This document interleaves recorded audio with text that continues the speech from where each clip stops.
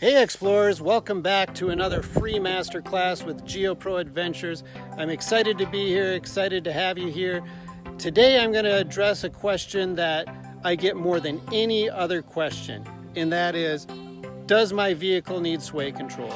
Do I need to purchase a sway control hitch? Well, the answer is it depends. And it's a lot easier than you think, and it's probably not what you've been told. And I'm going to walk you through exactly what you need to know. I'm near Palm Springs, California, where it's really windy. I intentionally picked this really windy spot because I am going to demonstrate sway control for you guys. So what you're going to need, you need your vehicle owner's manual. You're also going to have to do a quick Google search on your make and model of trailer. Something that's just as important as the empty weight of your vehicle is the tongue weight of the vehicle. So let's go take a look. Right on the outside of your camper, it's going to have a placard of exactly what your weight of your camper is. The problem is that usually does not include the weight of your batteries, the weight of your water, your propane tanks being full. So you really have to take into consideration the extra couple hundred pounds that might be. As soon as you know the tongue weight and the empty weight of your camper, then you can go over to your vehicle owner's manual and you can just open up to the page and it'll tell you exactly what the max towing capacity is of your vehicle and what the max tongue weight of the vehicle is. Pulling out the owner's manual of your tow vehicle, going to the towing section, it should list your engine type. In my case, it's the 3.6 liter V6 4x4, 6,200 pound towing capacity with a 620 pound tongue weight. If it's close, you may want to consider sway control. If it's close, you may not want to pre-buy the sway control. You might want to just hook it up and go for a little test drive, okay? So a good rule of thumb is a very minimum of 1,000 pounds between the max tow capacity of your vehicle and the full operating weight of your camper. On the way into Palm Springs, California, there's all these windmills generating power. And on the side of the road, there's a big sign that says, high wind advisory, use caution. Even in high winds, when those windmills are just whipping around, I have never had a problem with sway control under 70 miles an hour. And frankly, I don't really like to go above 70 miles an hour anyway because my gas mileage really sucks. I can get about 13 miles to the gallon pulling the Geo Pro in any conditions, but if I stomp it down and I try and pull that thing up a hill at 75 miles an hour, I'm going to get about 9 miles to the gallon. So just as a cost savings, I increase my fuel mileage by about 50% by keeping it around 65, 70 miles an hour. So at 70 miles an hour, I get zero sway. There we go, both hands off the wheel. No sway, thing just pulls like a dream.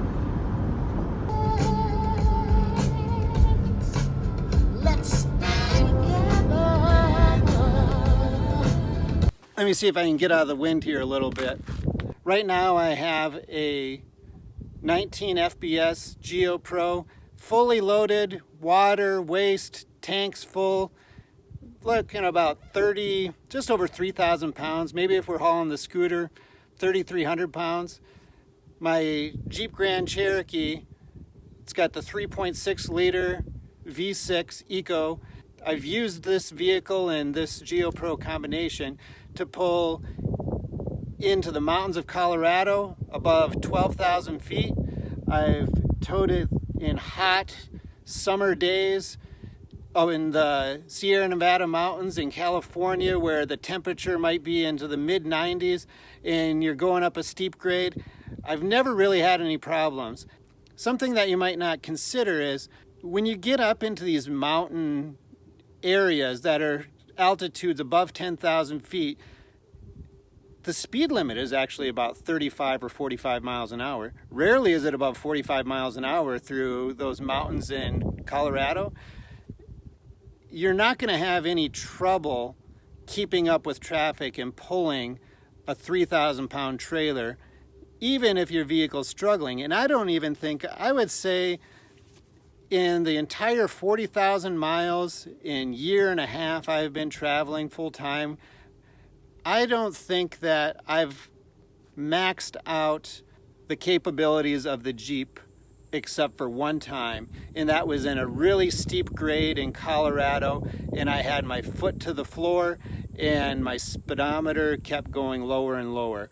It made it to the top of the mountain, but that was the first and only time all over the United States that I ever had any problem. And that was August 2017. Like I said, August 2017, one mountain in Colorado is the only time that I ever felt that I wish I had more power.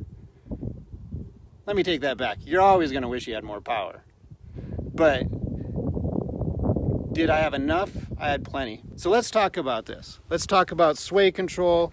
We already know we need at least 1,000 pounds buffer between the max tow capacity of your vehicle and the fully loaded weight with tanks, batteries, and water of your camper. We also know that we have to check the owner's manual and a website to check to see if we need a weight distribution hitch. I've put over 40,000 miles. I've towed over 40,000 miles. I've got over 50,000 on the vehicle.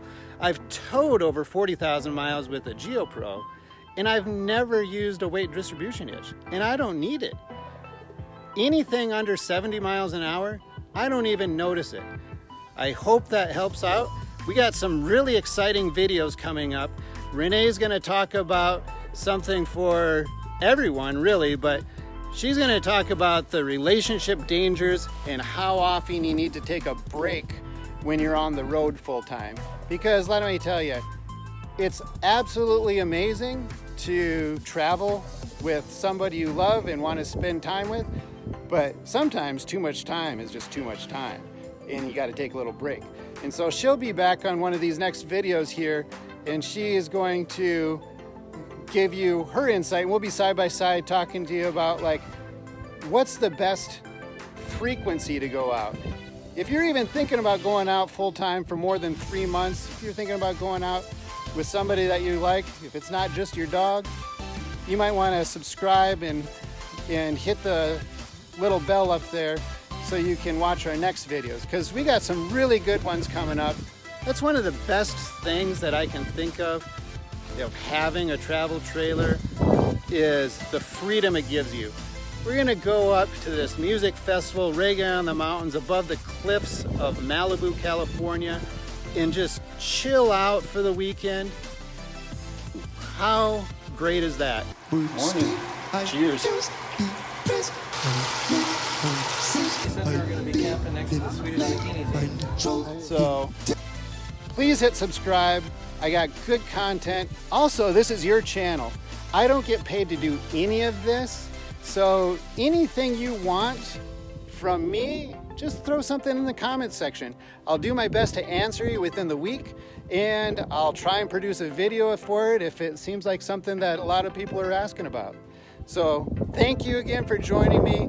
It's my pleasure to be here and answer questions, and thanks again for subscribing. I've already told you on my specific setup that I don't need any sway control at all. If you do need sway control, well, check out the link below. There's a company called Blue Ox, and like I said, I don't use them, so I wouldn't know, and I don't get paid by Blue Ox, but that's why the link's there, because I'm going to ask them to give me a little commission if you click on the link. Blue Ox is what Labate RV out of Toledo, Ohio, where I bought my RV. I trust these guys with every single word they say. They're very honest. Labate RV doesn't pay me either, okay? But Greg at Labate RV is very honest, and he said 10 to 1 he sells the Blue Ox sway control over anything else. One other thing to consider if you're thinking about sway control is, what is your tow vehicle? If you're pulling something with a 3/4 ton pickup, you probably don't need any sway control at all. But if you're going to pull something with a Grand Cherokee, a minivan, something smaller, you're going to want to hit the owner's manual and the websites to do a little calculation and save that extra $600 for maybe picking up a tow hitch or a sway control hitch.